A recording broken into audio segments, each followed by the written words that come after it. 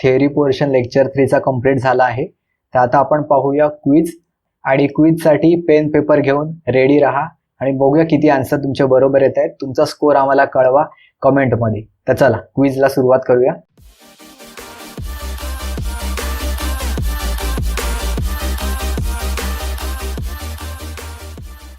तर क्वेश्चन 1 आहे, while finding the Thevenin equivalent of a circuit between the two terminals, the VTH is equal to.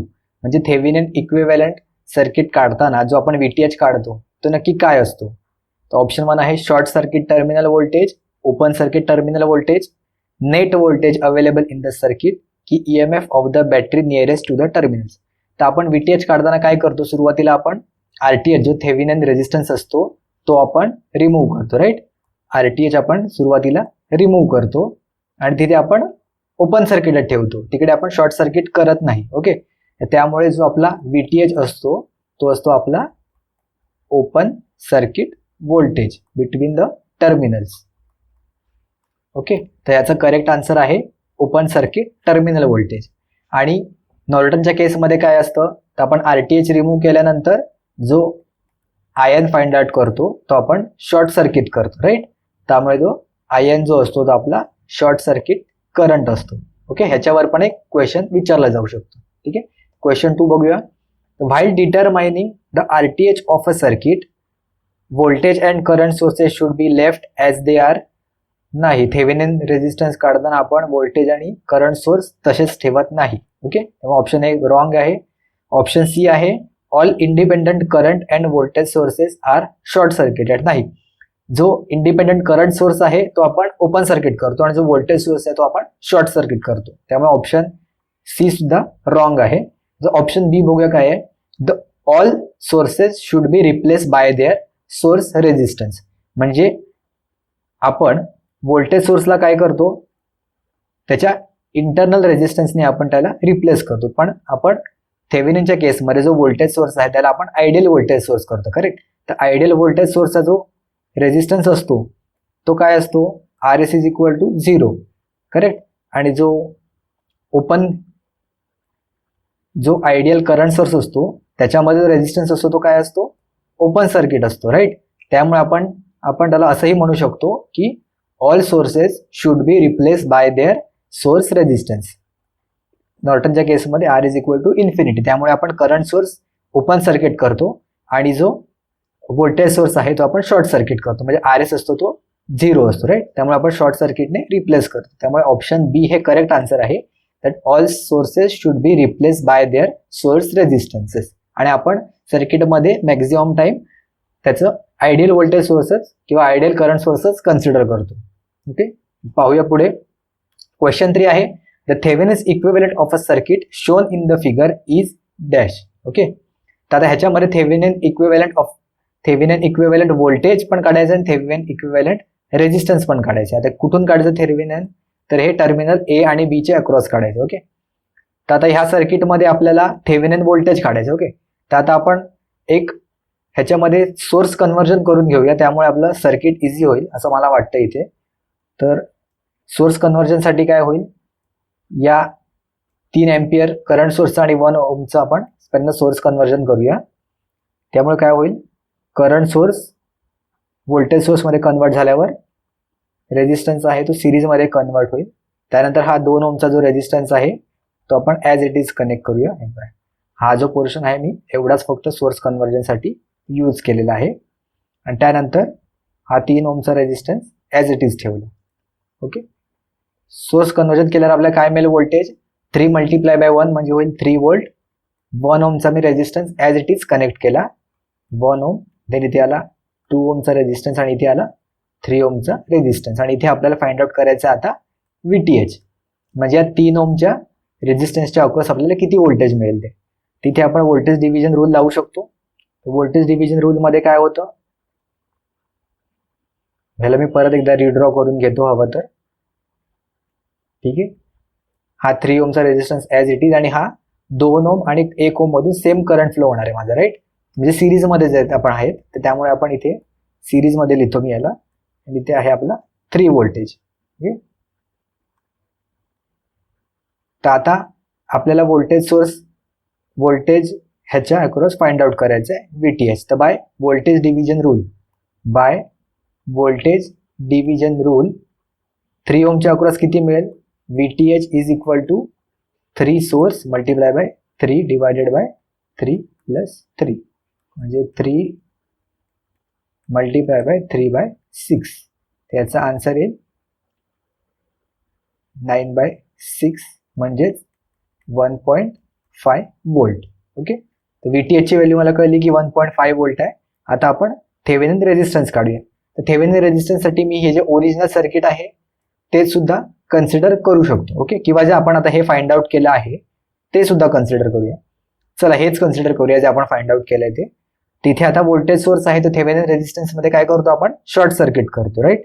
त्यामुळे आपले हे जे 2 रेझिस्टन्स आहेत ते पॅरलल मध्ये येतील, राईट. आणि आपण इथून फाइंड आउट करतोय RTH. हा आहे 3 ओमचा रेझिस्टन्स आणि हा आहे 3 ओमचा रेझिस्टन्स. जर 2 इक्वल रेझिस्टन्सच्या व्हॅल्यू जर पॅरलल मध्ये कनेक्टेड असतील तर त्याचा इक्विव्हॅलंट रेझिस्टन्स हा त्याच्या हाफ असतो. म्हणजे इथे RTH ची व्हॅल्यू होईल 3/2 which is equal to 1.5 ohms. किंवा तुम्ही असंही फाइंड आउट करू शकता 3 multiply by 3 divided by 3 plus 3. मग तेच झालं 9/6 which is equal to 1.5 ohms. Okay, त्याचा करेक्ट आन्सर आहे option B 1.5 volt and 1.5 ohms. Okay, तुम्ही सोर्स कन्व्हर्जन न करता सुद्धा हा करंट ॲज इट इज ठेवून एकदा ट्राय करून बघा, म्हणजे तुमची प्रॅक्टिस होईल की जरी कॉम्प्लेक्स नेटवर्क असेल तुम्हाला एक्झाममध्ये नाही क्लिक झालं की सोर्स कन्व्हर्जन आपण करू शकतो, तर त्यावेळी सुद्धा आन्सर येत आहे की नाही. ओके, आणि ट्राय करून बघा आन्सर 1.5 वोल्ट आणि 1.5 ohmsच येत आहे का. ओके, तर पाहूया पुढे. तर क्वेश्चन 4 आहे, for the network shown in the figure what is the voltage across the current source I. तर ह्या करंट सोर्सच्या अक्रॉस आपल्याला व्होल्टेज किती मिळेल, म्हणजे त्याला आपण VI कन्सिडर करतो. तर हे सॉल्व्ह करण्यासाठी कुठल्याही मेथडने तुम्ही फाइंड आउट करू शकता. तर मी इथे जी करंट सोर्सची जी डायरेक्शन आहे मी त्याच डायरेक्शनने करंट फ्लो होतोय असं मी अज्युम करतो. ओके, तर आता आपण करंट सोर्ससाठी जे इक्वेशन लिहितो ते काय लिहितो की एंटरिंग टर्मिनल, राईट. तर -VI करंट ह्या डायरेक्शनने फ्लो होतो, सो इथे मी प्लस अज्युम करतो, इथे मायनस अज्युम करतो, plus R multiply by I जो करंट फ्लो होतोय तो, आणि प्लस व्होल्टेज सोर्स जो आहे तो. Okay, is equal to 0. हा आहे आपला किर्चॉफ्स व्होल्टेज लॉ. आणि त्यानंतर मी VI आहे तो एका साईडला घेतो, VI is equal to V plus RI. तर आपल्याला डायरेक्टली इथे आन्सर मिळाला आहे की करंट सोर्सच्या अक्रॉस व्होल्टेज किती मिळेल, तर V प्लस RI. ऑप्शन बी करेक्ट आन्सर आहे. ओके, तर नेक्स्ट क्वेश्चन बघूया. If the 12 ohm resistor draws a current of 1 ampere as shown in the figure, then what is the value of resistance R. इथे R ची value आपल्याला find out करायची आहे, ठीक आहे. आणि इथे आपल्याला 12 ohm मधून डायरेक्टली 1 ampere फ्लो होतोय हे दिलेलं आहे. तर आता हे सगळ्यात शॉर्टकट मेथडने किंवा इझिएस्ट मेथडने कसं फाइंड आउट करू शकतो, तर आपल्याला करंट आणि रेझिस्टन्स दोन्ही या नेटवर्क मध्ये दिलेले आहेत. ओके, तर आता आपण त्याच्यावरून व्होल्टेज फाइंड आउट करू शकतो ओम्स लॉने, करेक्ट. तर इथे मी सर्किट एकदा रिड्रॉ करून घेतो, ज्याच्यामध्ये व्होल्टेज सोर्स सुद्धा आहे, करंट सोर्स सुद्धा आहे. आणि इथे दिले आपल्याला 1 एम्पियर याच्यातून फ्लो होतोय, इथे दिले आपल्याला 12 ohms आणि R ची व्हॅल्यू फाइंड आउट करायची. ओके, तर आपण नोडल एनालिसिस मध्ये बघितलं होतं की जर आपला जो मिडलचा जो नोड आहे तिकडे आपल्याला व्होल्टेज फाइंड आउट केलं तर आपल्याला करंट इझिली फाइंड आउट करता येतो, राईट. तर आपल्याला इथे, आणि हा आहे आपला रेफरन्स नोड खाली बॉटमला, तिथे 1 एम्पियर आणि 12 ohm दिलेला आहे, बरोबर. तर आपण इथे फाइंड आउट करू शकतो की हा जो नोड आहे तिथे आपल्याला किती व्होल्टेज मिळेल. इथे कन्सिडर करतो मी VA कन्सिडर करूया. ती VA ची व्हॅल्यू मिळेल VA is equal to 12 multiply by 1 म्हणजे इज इक्वल टू 12 वोल्ट. तर ह्या नोडची व्हॅल्यू मला, या VA नोडची व्हॅल्यू मला डायरेक्टली मिळाली आहे 12 वोल्ट. ओके, आणि आपल्याला करंट सोर्स आहे, मी चेंज करतो इंक. आपल्याला इथे करंट सोर्सची व्हॅल्यू दिली आहे 2 एम्पियर, राईट.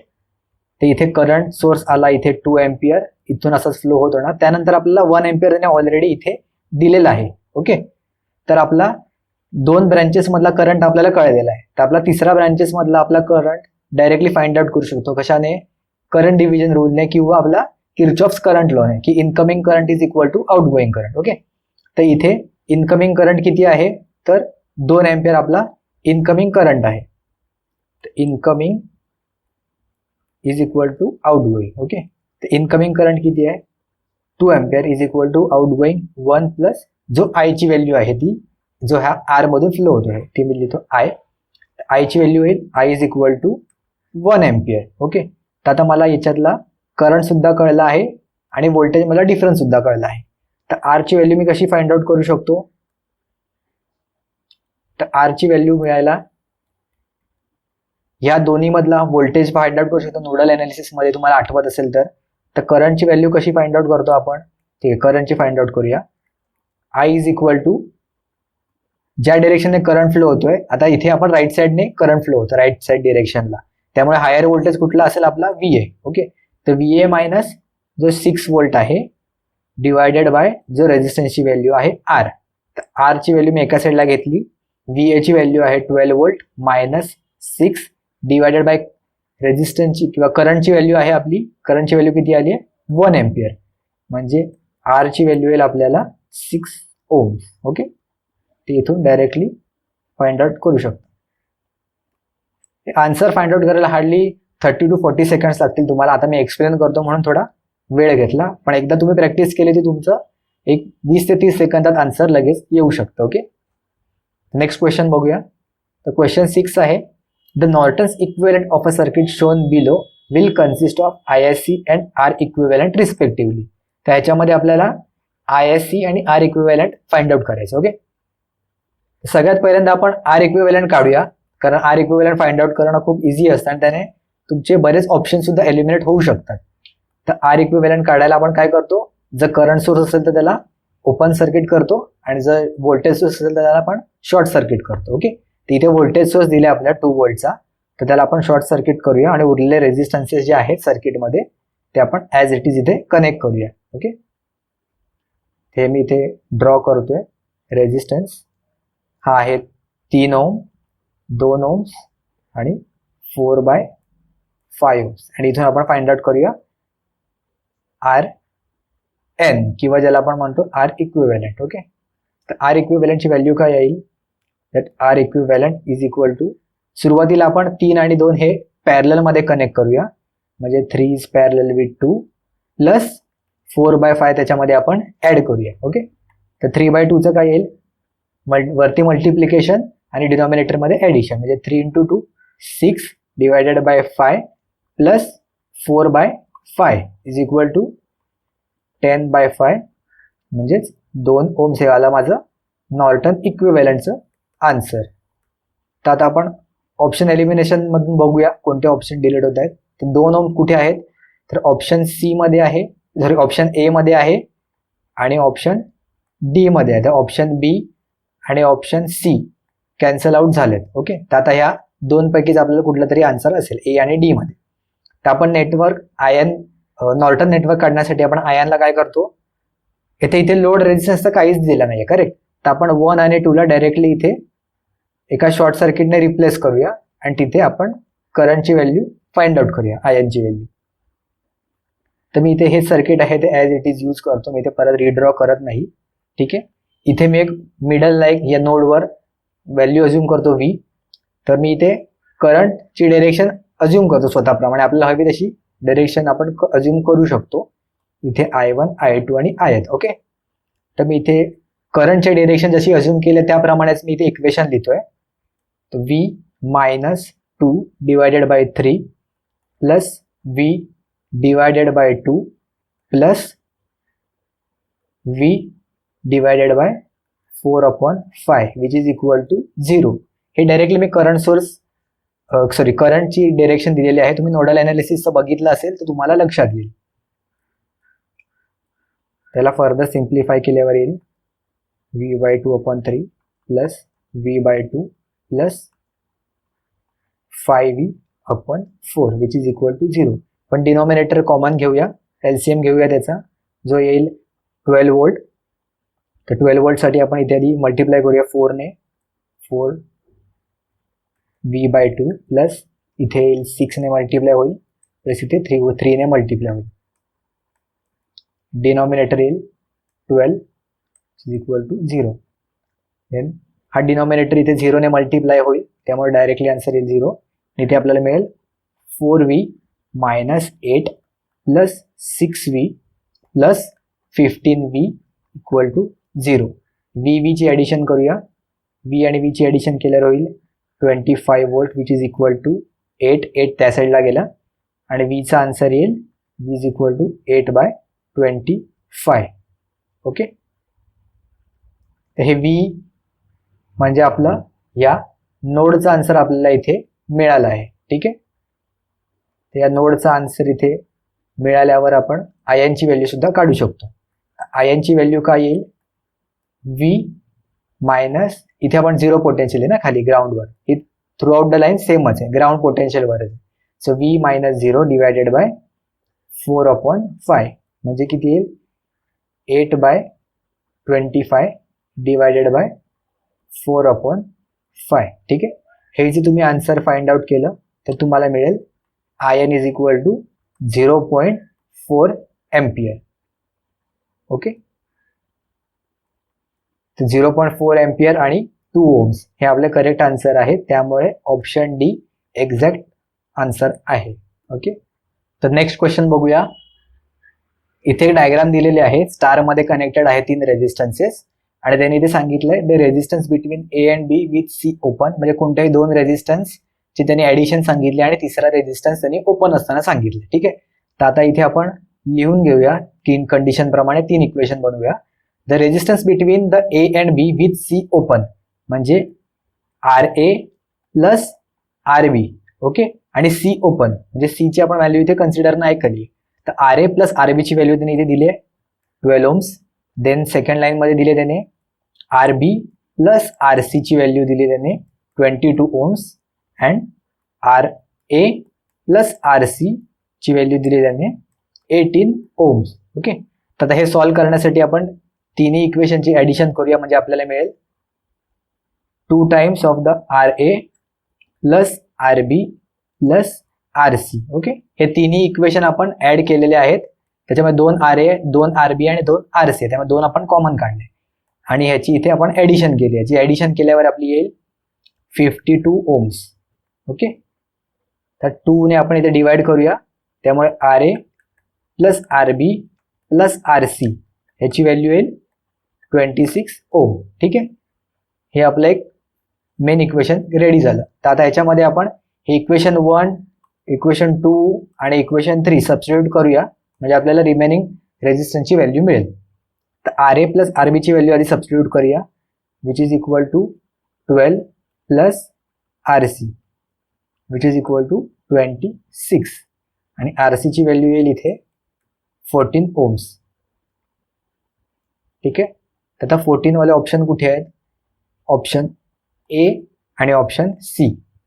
पण त्यांनी ते आपल्याला रिस्पेक्टिव्हली विचारले RA RB आणि RC, म्हणजे जी थर्ड व्हॅल्यू असेल तीच तुमची RC ची असेल. तर थर्ड 14 कोणती आहे तर ऑप्शन सी. ओके, तर ऑप्शन बी कट आणि ऑप्शन सी डायरेक्टली. तुम्ही हे टाइम कन्झ्युम होण्यापासून तुम्ही वाचवू शकता ऑप्शन एलिमिनेशनमुळे.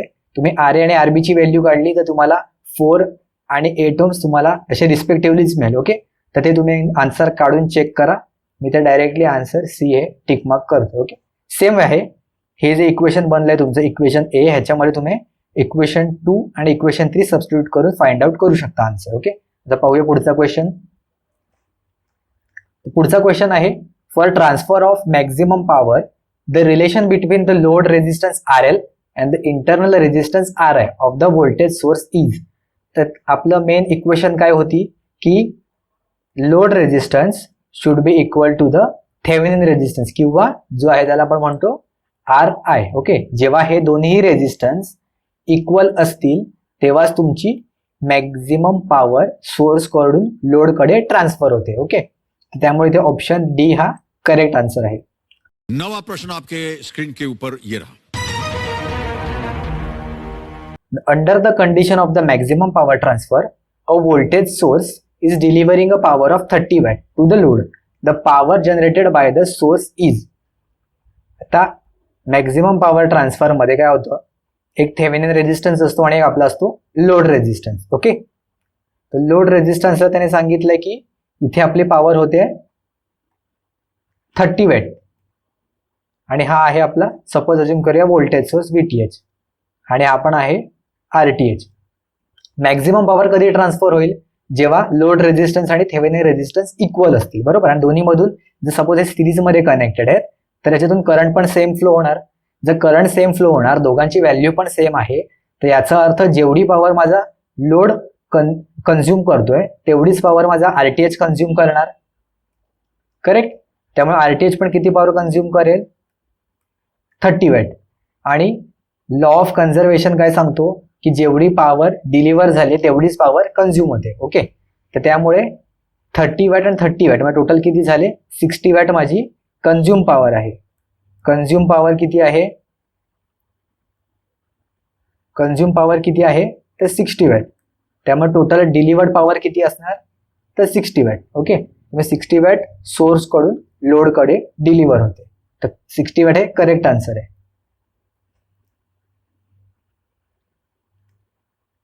नेक्स्ट क्वेश्चन आहे, the superposition theorem is use when the circuit contains a single voltage source, नाही. A number of voltage source, yes. Passive elements only, नाही. नन ऑफ द अबाव, नाही. Okay, so याचा answer आहे a number of voltage source. म्हणजे एकापेक्षा जास्त जर voltage किंवा करंट सोर्स असतील तर तिथे आपण सुपरपोजिशन थिअरम यूज करतो. आता नेक्स्ट क्वेश्चन बघूया. The performing an appropriate source transformation, find the voltage across 120 ohm resistance. तर आता 120 ओम रेजिस्टरच्या अक्रॉस तुम्हाला काय काढायचं आहे, व्होल्टेज फाइंड आउट करायचं आहे. ओके, आणि त्याने सांगितलं त्या क्वेश्चन मध्ये दिले की सोर्स ट्रान्सफॉर्मेशन करा.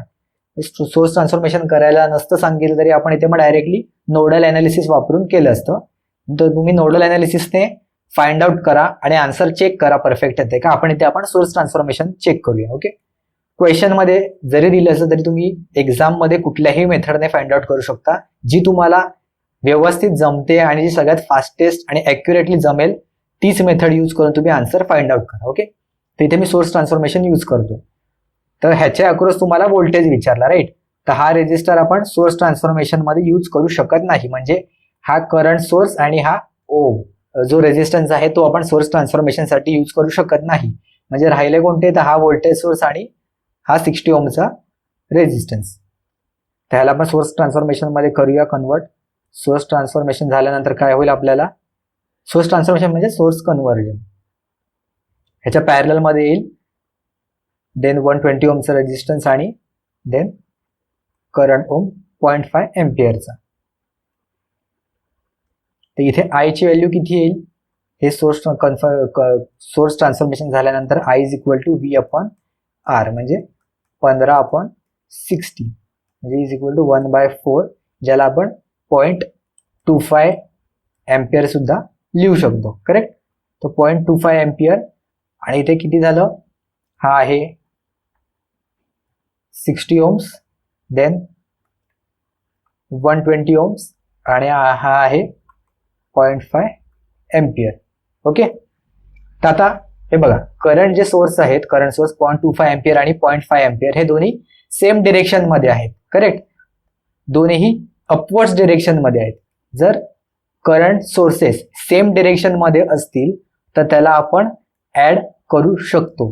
हा पॉइंट एक लक्षात ठेवा, नोट डाऊन करा. आणि तर इथे आहे 120 ओम, ह्याच्या अक्रॉस आपल्याला व्होल्टेज फाइंड आउट करायचं, राईट. हा आहे 0.25 एम्पियर. 0.25 आणि 0.5 म्हणजे हा होईल 0.75 एम्पियर. हा आहे 60 ओम्स.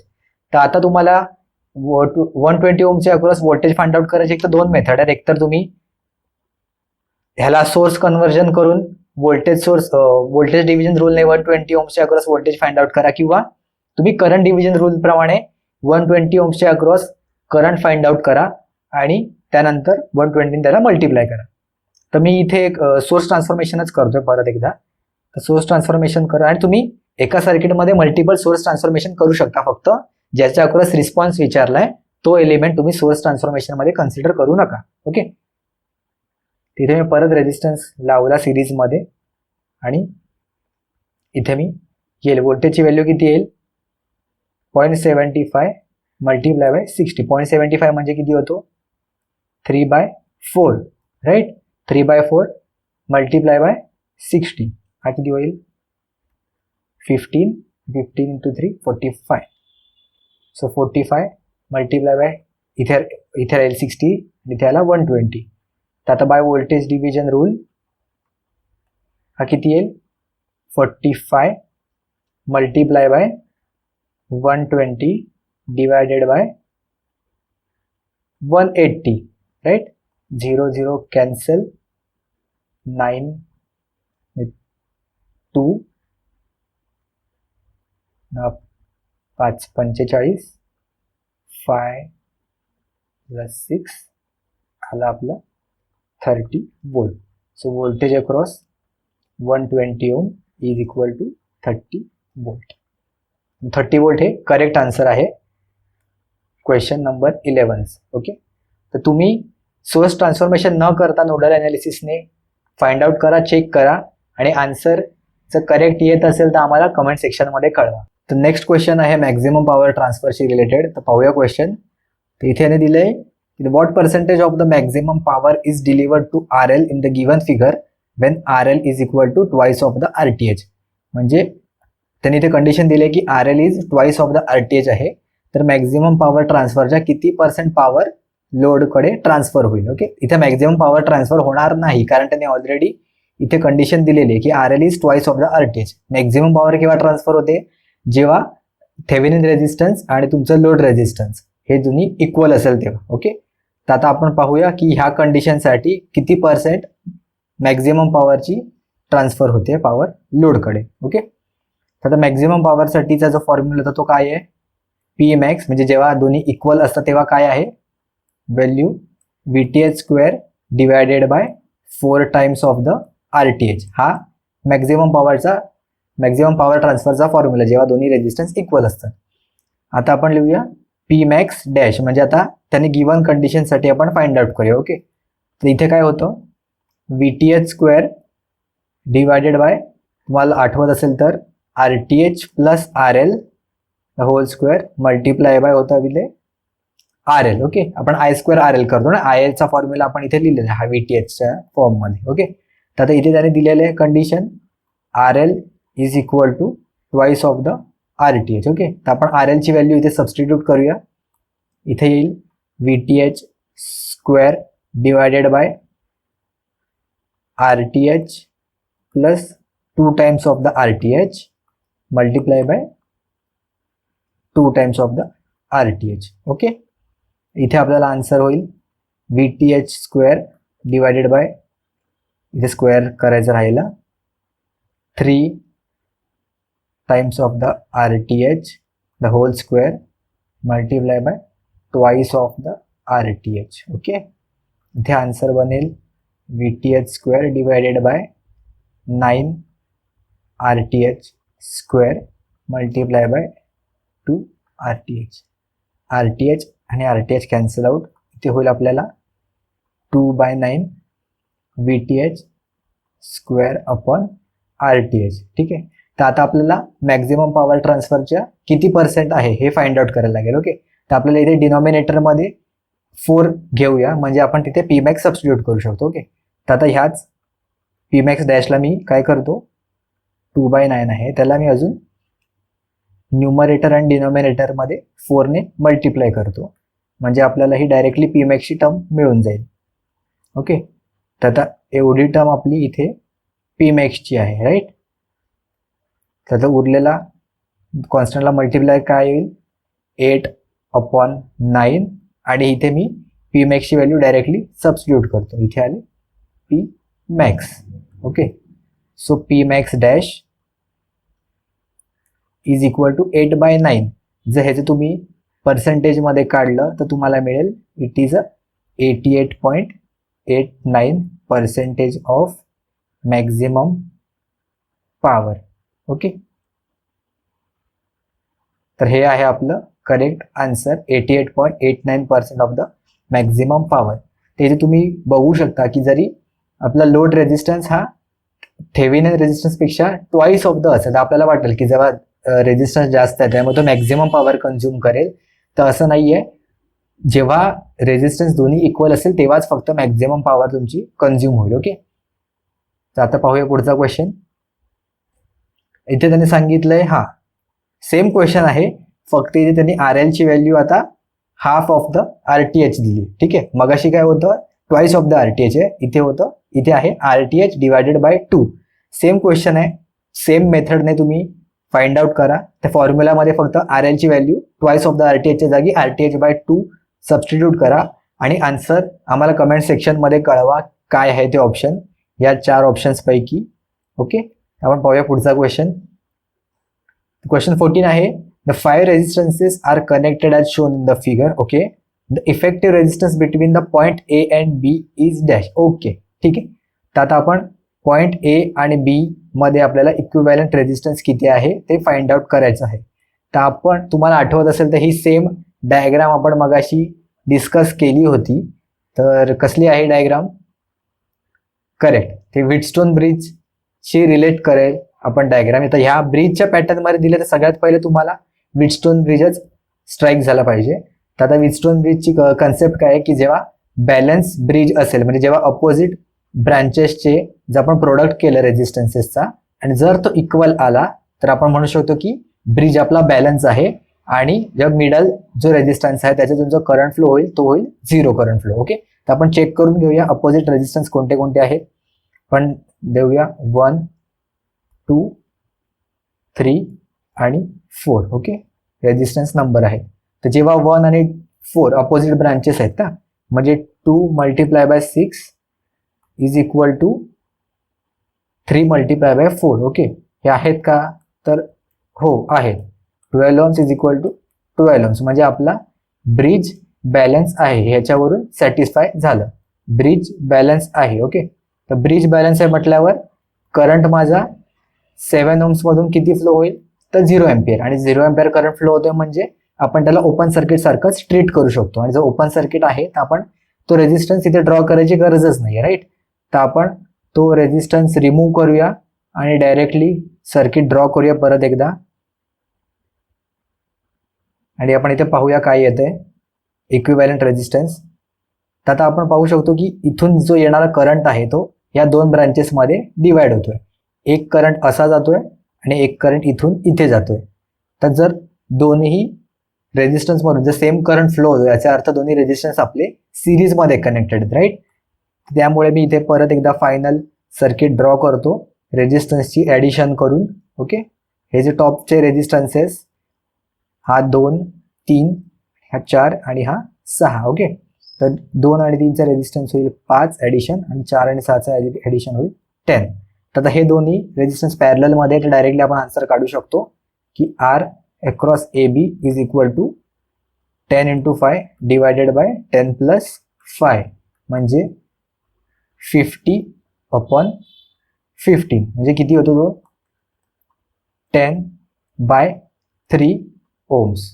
ओके, तर हे आपलं करेक्ट आन्सर आहे. ऑप्शन ए हे ह्याचं परफेक्ट आन्सर आहे. ओके, तर व्हीटस्टोन ब्रिजचा कन्सेप्ट लक्षात ठेवा, बरेच क्वेश्चन तुमचे इझिली सॉल्व्ह होतील त्याच्यामुळे. ओके, आता नेक्स्ट क्वेश्चन बघूया.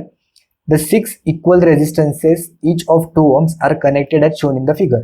The resistance between any 2 corner is. Okay, तर लास्ट टाइमला जसा क्वेश्चन होता आपण डेल्टा आणि स्टारमध्ये जो फाइंड आउट केलेला आन्सर, इथे सुद्धा स्टार आणि डेल्टाचाच आपल्याला इथे पॅटर्न दिसतो. ओके, तर आपण एकतर स्टार आणि डेल्टाने सुद्धा आन्सर फाइंड आउट करू शकतो आणि आपल्याला कुठल्याही 2 रेजिस्टन्सच्या अक्रॉस किंवा त्याने रेजिस्टन्स ए आणि बीच्या अक्रॉस आपण फाइंड आउट करूया.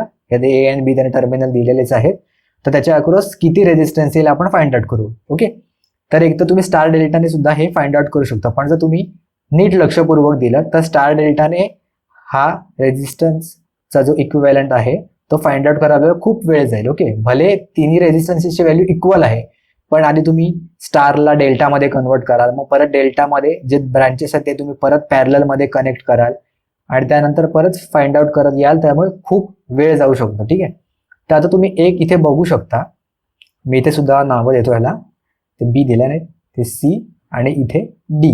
ठीक आहे. जर तुम्ही नीट लक्षपूर्वक इथे बघितलं तर ए बी सी आणि डी हा एक ब्रांच म्हणजे व्हीटस्टोन ब्रिज सारखाच तुम्हाला दिसेल नीट लक्षपूर्वक दिलं तर, कारण त्याच्यामध्ये कसं ए मधून जो करंट येतोय तो इथे आणि इथे डिवाइड होतो आणि त्यानंतर इथून परत इथे रिटर्न येतो, राईट, इथून फ्लो होऊन. आणि जर जो मिडल रेजिस्टन्स असतो त्याच्या अक्रॉस आपण करंट फाइंड आउट करतो किती. जर तो 0 असेल तर त्याला आपण डायरेक्टली एलिमिनेट करतो. ओके. तर आता इथे तुम्ही बघू शकता की अपोजिट ब्रांचेस म्हणजे हा आणि हा, करेक्ट, दिस वन ए नंबर आणि हा बी नंबर, राईट. तर तुम्ही बघू शकता की ए बी आणि हे जे दोन डॅश केलेत त्याचा प्रोडक्ट इक्वल आहे. तर तो प्रोडक्ट इक्वल आहे याचा अर्थ हा आपला ब्रिज बॅलन्स आहे. ओके. त्यामुळे तुमचा आय सी डी म्हणजे हा करंट सी आणि डी या ब्रांचच्या मध्ये तुमचा करंट फ्लो होईल 0. त्यामुळे आपण डायरेक्टली ती ब्रांच रिमूव्ह करूया. ओके. आणि फायनली सर्किट आपलं कसं होईल, लास्ट टाइम सारखंच इथे परत पॅरलल मध्ये कनेक्टेड आहेत रेजिस्टन्सेस सगळे. ओके.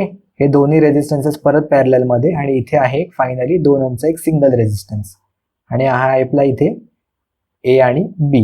ठीक आहे. ह्या दोन, हे 2 2 परत 2 आणि 2. ओके.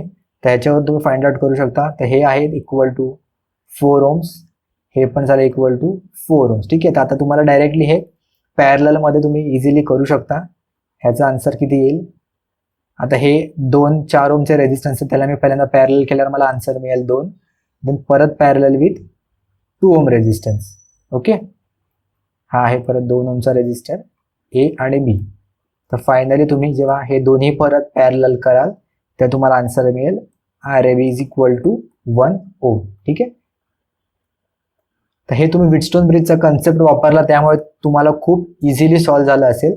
जर तुम्ही इथे स्टार डेल्टा कराल तर आन्सर येईल एक्झॅक्ट करेक्ट आन्सर येईल, 1 ओमच आन्सर आहे जर तुम्ही परफेक्टली सॉल्व्ह केलं तर. पण तुम्हाला तिथे खूप वेळ लागेल आणि टाइम खूप इम्पॉर्टंट असतो आपल्या क्वेश्चनमध्ये. तुम्ही आज सेम टाइम जर तुम्ही इथे वापरलात तर तुम्हाला इथे 1.5 ते 2 मिनिट लागेल, पण तुम्ही त्याच टाइममध्ये पुढच्या क्वेश्चनमध्ये जाऊ शकता. हे हार्डली तुम्हाला 20 to 30 सेकंड्समध्ये आन्सर येईल जर तुम्ही व्हीटस्टोन ब्रिजचा कन्सेप्ट जर तुम्हाला कंटिन्युअसली लावता आला तर. ओके. तर सिमिलरली हा क्वेश्चन 16 आहे जो इंजिनिअरिंग सर्व्हिस एक्झामच्या 2004 इलेक्ट्रिकल ब्रांचला विचारला होता. तर इथे तुम्ही बघू शकता की सर्किट आता अजून कॉम्प्लेक्स झालेलं आहे आधीच्या पेक्षा. जर इथे तुम्ही स्टार डेल्टा लावत बसला तर खरंच खूप वेळ जाईल. तर तुम्ही इथे बघू शकता की इथे सेम परत अपोजिट जे ब्रांचेस आहेत 3 2 आणि इथे 3 आणि 2 हे परत बॅलन्स ब्रिज आहे त्यामुळे हा रेजिस्टन्स तुमचा कट होऊन जाईल. सिमिलरली परत हा 3 हा 6 देन 3 आणि 6 परत हा बॅलन्स ब्रिज आहे त्यामुळे हा रेजिस्टन्स सुद्धा कट होऊन जाईल. आणि हे सगळे ब्रांचेस तुमचे जे आहेत हे रेजिस्टन्सेस आहेत ते तुमचे सिरीजमध्ये कनेक्टेड होतील आणि तुम्हाला विचारलंय की याच्यातून सोर्समधून किती करंट फ्लो होईल ते. तर हा क्वेश्चन मला असं तुम्हाला इझिली सॉल्व्ह होईल. तुम्ही सॉल्व्ह करा हा क्वेश्चन आणि आम्हाला कमेंटमध्ये ह्याचं परफेक्ट आन्सर काय आहे ते कळवा. हे आन्सर क्वेश्चन 16चं आणि क्वेश्चन 13चं आम्हाला कमेंट सेक्शनमध्ये जरूर कळवा. तर इथे आपला लेक्चर 3 संपलेला आहे. तर तुम्हाला कसं वाटलं हे सुद्धा आम्हाला कमेंट्समध्ये सांगा. जर तुम्हाला व्हिडिओ आवडली असेल तर लाईक करा आणि चॅनलला सबस्क्राईब करायला विसरू नका आणि व्हिडिओ नक्कीच शेअर करा कारण शेअरिंग इज केअरिंग. सो तुमच्या सर्व मित्रांना मैत्रिणींना मेकॅनिकलच्या असो वा इलेक्ट्रिकलच्या असो सगळ्यांना ही व्हिडिओ शेअर करा आणि आपण भेटू पुढच्या लेक्चरमध्ये.